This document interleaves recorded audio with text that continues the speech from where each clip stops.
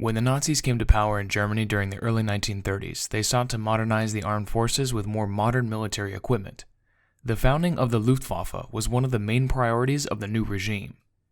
Massive amounts of resources were channeled into the construction of a great number of airfields and other forms of infrastructure necessary for the Air Force. In addition, many new military aircraft designs, including fighters, were requested. Surprisingly, a small and generally unknown manufacturer, which was under the leadership of Willy Messerschmitt, would win the single-engine fighter competition with the Bf 109 design. After the collapse of the German Empire, following its defeat in the First World War, the Allies prohibited the development of many new military technologies, including aircraft. The Germans bypassed this prohibition by focusing on developing gliders, which provided the necessary initial work in aircraft development and crew training. Another solution was to develop civil aircraft that could be quickly rebuilt and modified for military use. The efforts to hide these developments were finally discarded when the Nazis came to power in 1933. One of the first steps that they undertook was to openly reject the terms of the Treaty of Versailles that prohibited the Germans from expanding their army and developing new military technologies. The founding of the Luftwaffe was seen as a crucial military priority among Nazi officials. The Luftwaffe would begin a massive reorganization and expansion project that would see it evolve into a formidable fighting force. Much of the Luftwaffe's attention and energy during this period was focused on developing a new fighter aircraft to replace the then obsolete biplanes. In 1934, the Reichsluftwaffenministerium, or RLM German Air Ministry, issued a competition for a new and modern fighter. A few companies were initially contacted, including Arado, Focke-Wulf, and Heinkel. Besides them, a rather small and little-known manufacturer, Bayerische Flugzeugwerke, or BFW Bavarian Aircraft Works, under the leadership of Willy Messerschmitt, would also be contacted. According to RLM requirements, all interested parties had to provide a working prototype that would be tested before a final decision was to be made. Arado and Focke-Wulf completed their prototypes, the AR-80 and FW-159, by the end of 1934, while Heinkel and Messerschmitt's prototypes took a bit longer. Messerschmitt and his team set a straightforward but ambitious plan. Their aircraft would be simple, cheap, and possess a lightweight overall construction, powered by the strongest engines they could get. Work on this new fighter had begun in March of 1934. By January of 1935, the prototype, named Bf 109, was finally ready and would be flight tested at the end of May of 1935. As no major issues were noted with the design, the Bf 109 V1 was transported to the test centers located at Rechlin and Travemünde in October of 1935. There, together with all the other competitor designs, it would be subjected to a series of evaluations and tests. The AR-80 and FW-159 proved inadequate almost from the start, with numerous mechanical breakdowns and even crashes, which ultimately led to both being rejected. The HE-112 and Bf-109, on the other hand, proved to be more promising. The Bf-109 had a somewhat bumpy start as the Rechlin airfield was unfinished and had a rough runway. During the landing, one of the Bf-109's landing gears collapsed. While it appeared at first glance to have suffered catastrophic damage, it fortuitously turned out to be only minor. The second prototype was completed and tested by the end of 1935. It was moved to Travemünde for evaluation and testing in February of 1936. V2 was put into a series of test flights during which it exhibited superb flying performance, in contrast to the other competitors. Unfortunately, during one test flight undertaken in April, part of the pilot's canopy peeled away, forcing the pilot to make an emergency landing. A decision was made not to repair this prototype, but instead using its fuselage for ground testing and experimentation. The third prototype served as the test aircraft for the installation of offensive armament, possessing two 7.92mm MG-17 machine guns. These were placed above the engine close to the cockpit.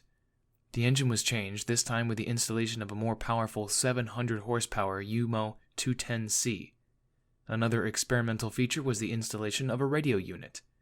This necessitated adding a triple-wire antenna, which was first connected from the top of the fin and the edges of the stabilizers to the cockpit. This aircraft would be extensively used for testing and would later serve as the basis for the first production version. Further examination of the Bf 109 showed that the aircraft had several persistent issues. One of the most serious of them were the Bf 109's tendency to widely swing to the left during landing and takeoff. Another major issue was the design of the landing gear, which was too narrow and generally weak. This in turn would often lead to crash landings or ground looping.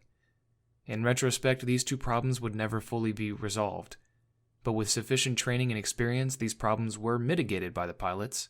Other complaints included the limited visibility due to the canopy's small dimensions and the cockpit interior being too cramped. The Bf-109 was also notorious for its high wing loading, which was pointed out by the test pilots.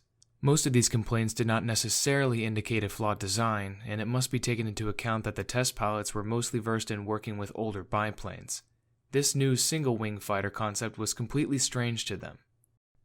During the series of test flights, the performance of the two competitors was quite similar, with some minor differences between them.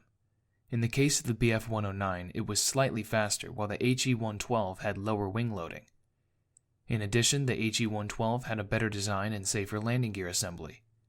As the 112 had to be constantly modified in order to keep pace with the Bf-109, the RLM Commission was getting somewhat frustrated.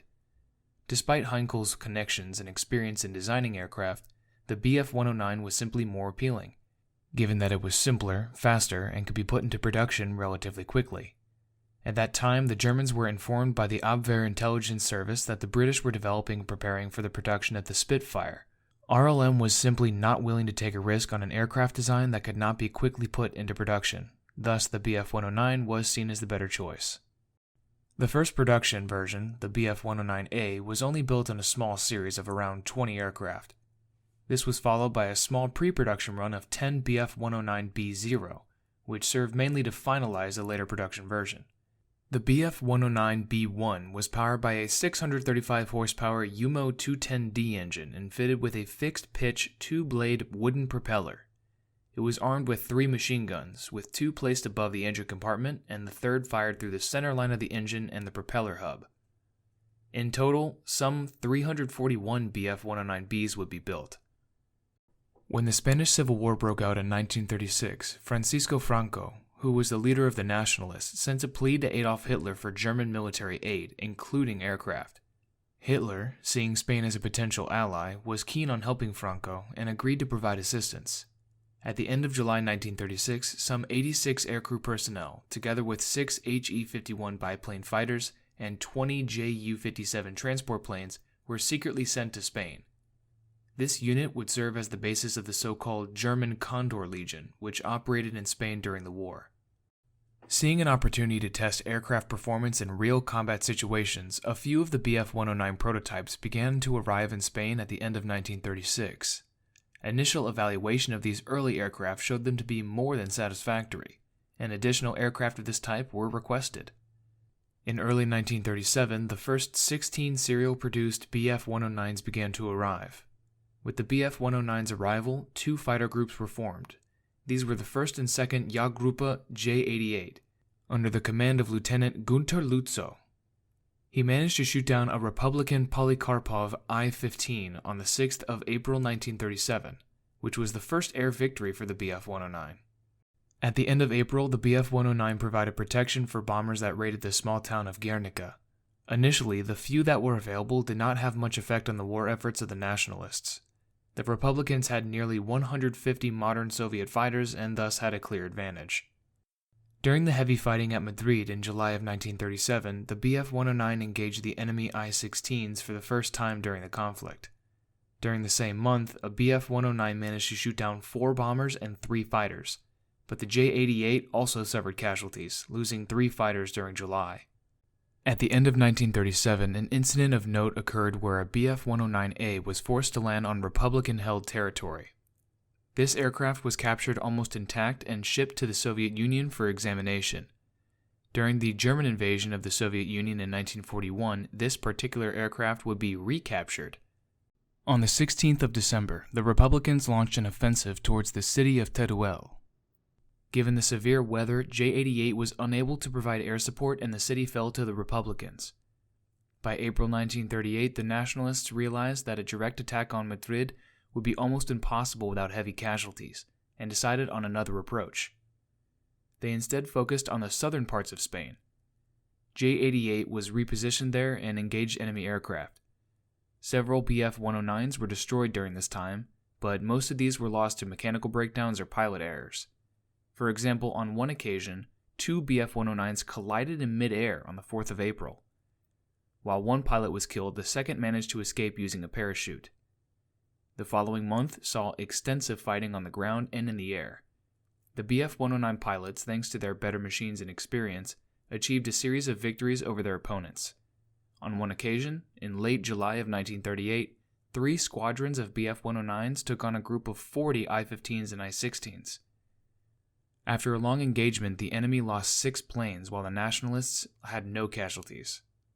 The German pilots were achieving so many victories that they had to invent excuses in order not to be sent back to Germany. According to official regulations, once a pilot had achieved 5 kills, he was to be replaced by another pilot. This regulation was clearly ignored, as, for example, Werner Mulders achieved some 14 victories. In 1938, an additional 26 Bf-109B-1 fighters arrived in Spain. By early 1939, the Nationalists managed to gain almost complete air supremacy, and air-to-air combat became a rare event. The J-88 was mostly used for ground attack operations from this point on. The last air victory of the war was achieved on the 5th of March when an I-15 was shot down. Out of some 130 Bf-109s that saw service in Spain, between 20 to 40 aircraft were lost. Not all were lost in air combat, and most were actually lost due to mechanical breakdowns, pilot errors, or hard landings. The first German unit to receive the Bf-109 was the Jagdgeschwader 132nd in February of 1937, which was supplied with 25 aircraft. The early Bf-109s were prepared for potential action during the Czechoslovak political crisis. The German request for territories belonging to Czechoslovakia was initially met with fierce resistance from the Western Allies, and these tensions could have easily cascaded into open war. This caused concern in the RLM, as the German Air Force was not yet ready for a war.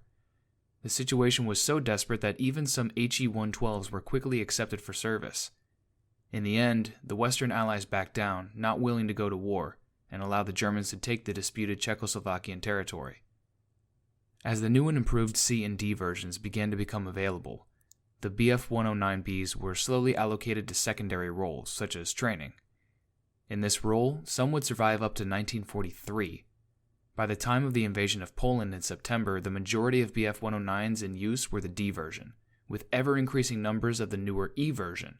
While some Bf-109Bs were still present in frontline units, their fighting days were over. This concludes our look at the first 2 Bf-109 production versions. What do you think of the early Bf-109? Would you have flown it given the chance? Let us know in the comments. If you like what we do and want to see more, remember to subscribe so you don't miss a single video. Also, don't forget to take a look at our extensive collection of articles on our website, plain-encyclopedia.com. Thank you.